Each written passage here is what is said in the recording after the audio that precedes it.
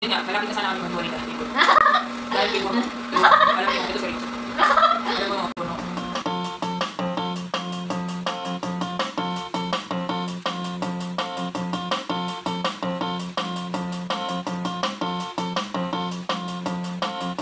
O next. Hindi na siya mapupul. Yes. Ano ba yan? Sorry. Nadapa na ako. Nahulog na siya. Nahulog na. At ito, parang kasunod lang din naman ito nung tanong ng number 6. Yung ito number 7, okay lang ba sa'yo na nakikipagbiruan ako sa LS? Okay lang, pero siyempre yung lagi ko nga sinasabi sa'yo kasi baka yung biro ma-misinterpret. Iba yung baka akala gusto mo din sila, may crush ka din. Or yung iba kasi na, di ba, sabihin yung iba, may karelasyon na pero ganyan pang makipagharutan, di ba? Parang landi naman. Parang mga ganun, di ba? Kaya yun, okay lang pero kailangan bigyan mo pa rin yung respeto sa sarili mo sa yung limitasyon, di ba? Yung may limit kasi mahirap na yung iba pa naman kahit alam nila na may karelasyon ka kung makapag-comment, di ba? Akala mo kung ano sila, di ba? Talagang, ay hindi tama naman kasi sa comment ng isang lalaki, di ba? Yung kung gaano nila hinahangaan. Kasi kapag ang lalaki hindi ka gusto niya, walang pakialam sa iyo, dadaanan ka lang yan. Pero pag gusto ka niya, kakalkalin lahat yan. Pati Facebook mo, Facebook ng magulang mo, Facebook ng kanununuan mo, kakalkalin yan. Kaya pag may lalaki nagkalkal nun, tipo ano, di ba? Ganun yun. Kaya yun yung iwasan mo kasi baka mamaya makul sa'yo, di ba?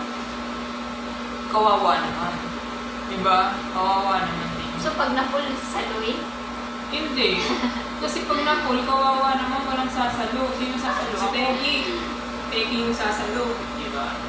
Ganun yun. Kumbaga, okay lang makipagharutan, makipagbiruan. Walang problema yun, diba? Pero kailangan laging mong sabihin na, oy, biro lang. Paalala na, oy, biruan lang to. Baka mamaya harot-harot sa isomin. So yun, next question. So next question. Ito. Nagsiselos ka ba? Nagsiselos ka ba kay Bornok? Kay Bornok, oh, shout out sa iyo, Bornok. Ito, tatanong ko na sa kanya. Tatanong. Parang meron nakapagsabi, parang meron na may nakapagbanggit na noon yan sa LS, nag-LS mo na. Meron pa nga ata dati, parang napagkamalan pa nga ito si Bornok na. Yun, naalala ko, napagkamalan pa nga si Bornok daw yung jowa. Tapos magcharot-charot lang daw kami. Na bakit daw doon pa daw kami naghaharutan. Ba't kailangan pa daw sa LS daw kami maghaharutan? Hindi, kumbaga, oo, nagsiselos. Hindi, charot. Charot-charot lang, di ba? Hindi ako nagsiselos kasi alam ko, kilala ko naman siya, di ba? Pag kilala mo naman yung partner mo, di ba? Alam mo naman yung ano niya, di ba? Alam niya yung limitasyon mo, alam niya yung limitasyon niya, alam niya yung limitasyon ng bawat isa, di ba? Kaya, hindi, kumbaga, biruan lang yun, di ba? Kaya, hindi ako nagsiselos. Ayos lang yun, di ba? Ganun naman talaga yun, di ba?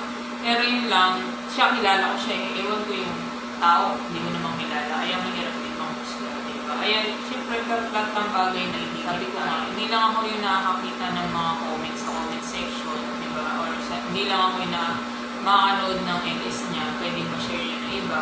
Pwedeng makita ng mga kapamilya ko na mag-anak ko. Baka mamaya isipin, lumalandi-landi siya, di ba? Baka misinterpret ng Oo, iba. kasi baka hindi naman nila kami kilala na paano kami mag-usap dalawa, di ba? Paano kami maging talaga, kumbaga paano namin kakilala yung isa't isa, di ba? Eh baka ma-misinterpret, baka akala pumupokpok sa LS, di ba? Or tas pumupokpok sa vlog, di ba? Eh madalas pa naman ako absent. Pero sa susunod guys, kasama na ako nitong mag-LS. Ligawan na ng ligawan guys. Tingnan natin kung ano yung ligawan. Lahat yun nababasa ko kasi syempre lahat naman yun napapabasa niya. Tapos, sa lahat, kumbaga kahit yung FB account ko, siya may hawak, lahat, Insta ko hawak niya, cellphone ko hawak niya, lahat hawak niya.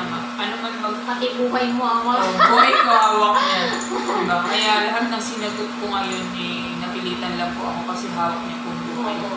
May nakatusok po dito sa likod niya. Hindi nakatago. Charot-charot lang. So yun yung parang sabi ko baka may makabasa, baka akala lumalandi ka, di ba? Tsaka, Yung iba pa naman ngayon, masyadong judgmental, di ba? Yung grabe, may partner na siya, pero ganun. lalo na kapag hindi naman nila napanood talaga simula hanggang matapos yung video. LS ko, ganyan. Nakakala nila nakikipagharutan ako, iisip ko din yung mga ganun bagay na siyempre hanggang biro nga lang. Tsaka siyempre, respeto sa partner. Lagi namin yung natandaan sa bawat Baga isa. may limit namin naman yung ayaw at gusto namin sa nakakalimot. Pero, kailangan ko nga, malapit na sana kami maghiwalay dahil kay Burno. Dahil kay Burno, alam mo yung, ito seryoso. Alam mo, Burno, yung mula ng mga comment mo, nababasa ko yun. Lahat, yung mga panghaharot mo, yung paglalandi mo, nababasa ko lahat. Charot lang. Burno na yan umitin. Oo, charot lang. Alam naman namin na biruan lang eh. Biruan ko, biruan nyo lang. Nag-thank you ako sa kanya sa pagpasok. Ni Ate Mikian mo sa buhay. Pagpapasok.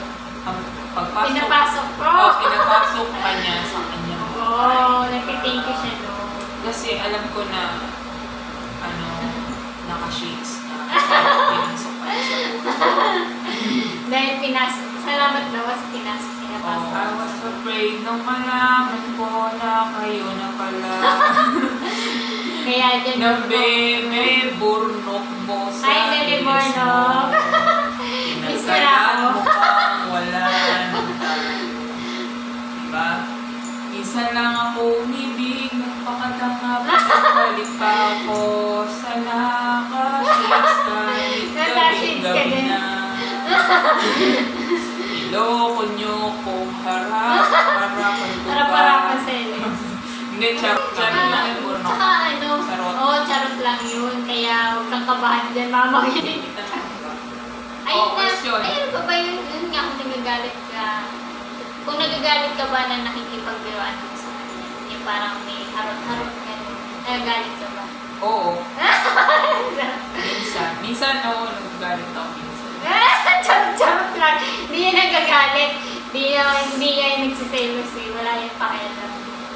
Kasi alam naman niya yung limit ko. Alam niya naman na nakikipagbiruan. Saka yung mga pinag-aawain namin kasi mga simpleng bagay lang. Pero yung mga ganyan. Ayaw niya akong dumidikit sa kanya. Tapos pag hindi ko na siya dinikitan, nagagalit siya. Pag dinidikitan ko siya, nag-iinis siya sa akin. Parang naiirik na. Diba? Kasi yun yung love language ko. Touchy ako, nabbuisit.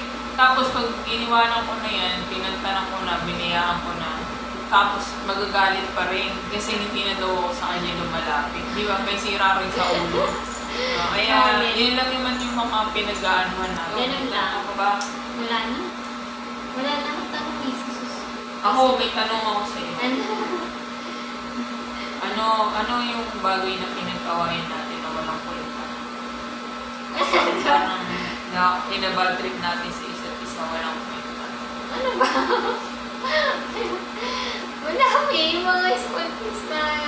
Ano mga small thing? Ano ba? Hindi ba? Ang arte mo? Ano ba? Ano ba? Ganun? Parang wala. Minsan yung mga parang wala masyado maisip na kung nagawayan namin. Parang kasi lahat naman walang kwenta. Ako may naaalala ko, miss yung mga walang kwentang thing. Yung meron kaming bagay na walang kwentang thing, kawain. Yung nakabad trip ako sa akin. Alam niyo yung laro na gagawin. Tapos gagawin yung laro. Ganito guys, oh. Di ba gaganon ko? Tapos Sabi niya, sabi ko naglaro daw isara. kami, isara. Tapos di ba gaganon, tapos gaganon-ganonin ko. E di, na yan, parang na-stack na yung na-stack na yung dugo. E, parang namamanhid na. Tapos after niya, gaganon ko ulit. Ganon. Tapos gaganon ko. E di ba parang na-stack na yung dugo. Gaganon ko. Alam niyo guys, ginawa niya. Pinalo niya, tapos ginanon niya. Ay, may ganon. May ganon ka pala. Oo. Di ba yung ganon? Yung ginanon ko. Pinalo niya, tapos piniga niya ng gusto guys. Sobrang sakit. Tapos ako seryoso pa. Sabi Di ko ba? sa kanya. Di ba ako sabi ko, Ayun yung sige, away isa namin. Di mo ako, ano mo yung parang nakikipag-biruan lang. Di ba? Biro ba yun? Ang sakit. Hinigaan niya lahat ng lakas na binuhos niya doon. Kami kasama niya kayo. Dahil tinanong kayo sa bandrek ko man. Hindi na may bintay mo ka. Oo, ayos na. Dati may nabasa ako sa LS, yung tawa mo yung pinag-iusapan nila. Yung tawa ko daw. Oo, Oo ano ba nga. yung tawa? Dami nga naiinis sa tawa ko kasi nga daw. Nonchalant. Tsaka ano daw. Plastic. Ayun. Plastic. Guys, alam niyo ba guys, yung pamilya niya, pag naasama, hindi sila tumatawa. Hindi sila tumatawa ng hagik-dik na kagaya sa pamilya ko na talagang yung tawa ang lalakas. Hindi mo namin pwedeng pigilan tawa namin, mamamatay kami lahat eh. Malakas at pag parang pupuntahan kami nga, pag tumawa kami, pupuntahan pa kami ng barangay, sobrang tawanan namin sa kakarutan. Sa kanila hindi, pag gising nila ng umaga, mas maririnig mo yung sigawan nila guys. Magsisigawan sila, tutututut ka, ganun. Kaya hindi siya sanay tumawa ng ano. Kasi dapat, bago natin alamin, husgahan yung isang tao, alamin natin yung background niya. Kasi di ba, sa lahat naman eh, meron tayong mga background kung bakit tayo, wala siya tumawa, bakit hindi siya palatawa, bakit lalo siya nasimangot. Di ba, wala namang masamang magtanong. Hindi yung sasabihan natin siya na plastic yan eh, or yun, matigas. Ang tigas daw ng tawa ko. Siguro ganito ako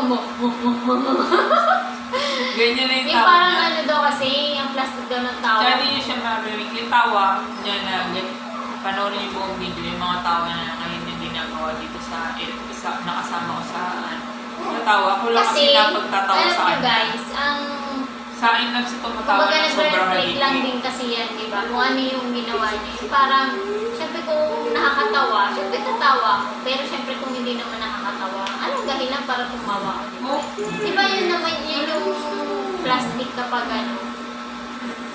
Ano yun si Tiki? Di ba yun yung plastic kapag tumawa ka naman ang hindi nakakatawa, di ba? Ang gusto niya guys, siya mapatawa talaga.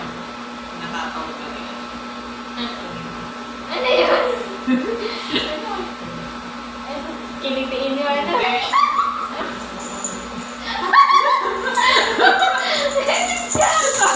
Yun na yung tawa niya guys, di ba?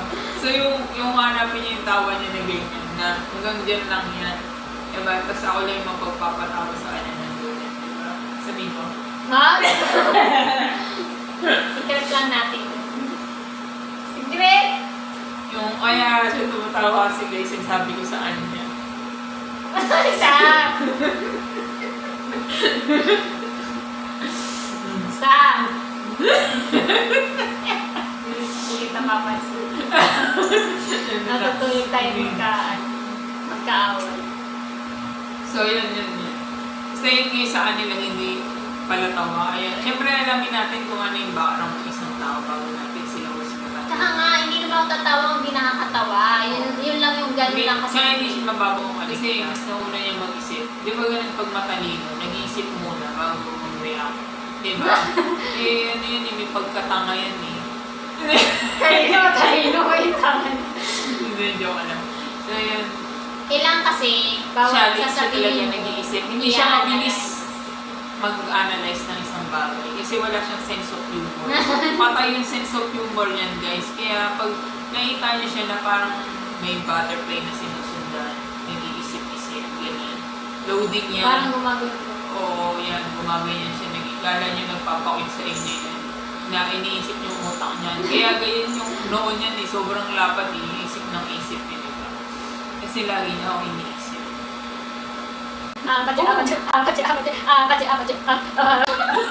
Ang mga tanong namin, sagot na naman na siguro. Kung may mga tanong pa kayo, mag-comment na lang kayo sa kanya. Mag-comment kayo sa baba. Di ba? Comment daw.